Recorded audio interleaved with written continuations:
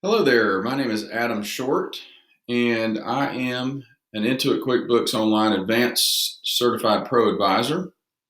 And today I would like to show you the process of how to enter a sales receipt in QuickBooks Online.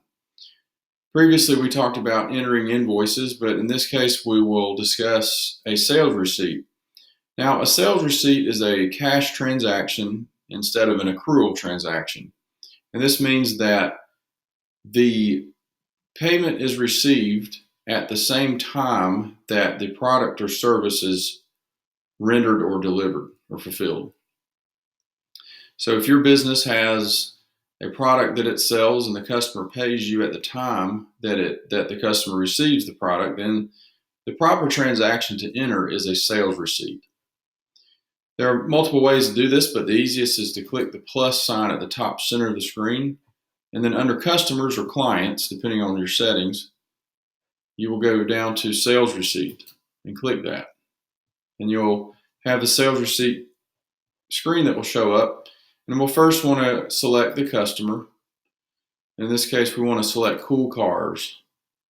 Now, QuickBooks allows you to email that receipt to the customer as soon as you save it.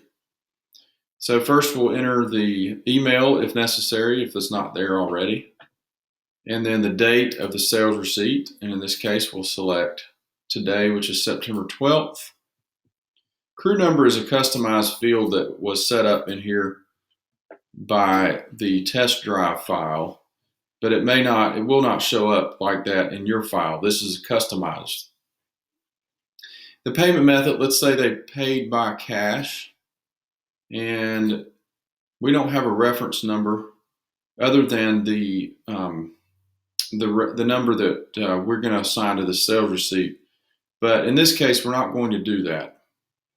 Now, in the deposit to account, we want to select undeposited funds because when you receive cash that is not yet deposited to the bank, there has to be a way to track what cash has not yet made it to the bank. And in that case, how that occurs is QuickBooks tracks it in the undeposited funds account. So that's basically a bank account, but it represents all of the payments and funds that you've received that have not yet been taken to the bank.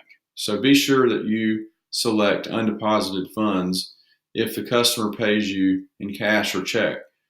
If the customer pays you by credit card and you have a merchant processing account, and that particular merchant processing account has its own clearing account set up in QBO, then you don't have to use undeposited funds for that. The clearing account will function as that for you.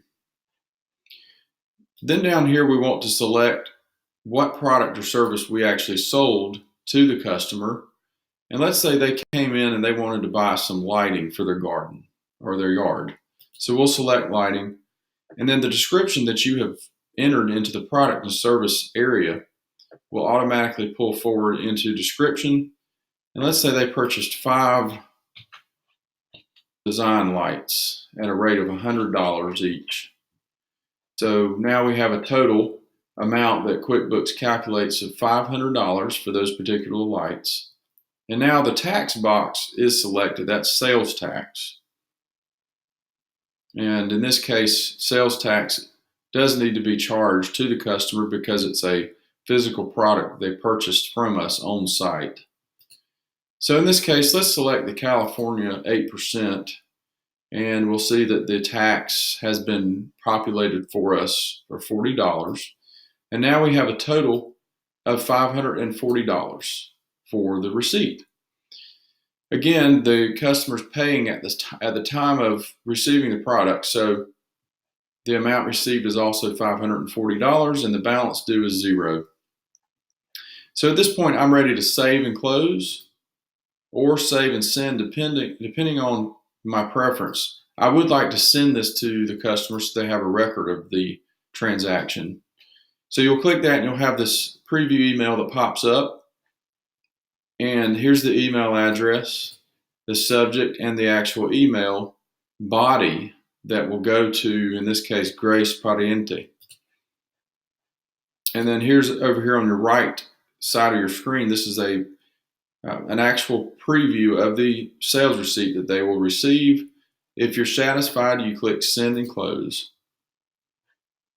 And of course, the test drive file does not actually send emails, but that's okay. That is the process of how you enter a sales receipt.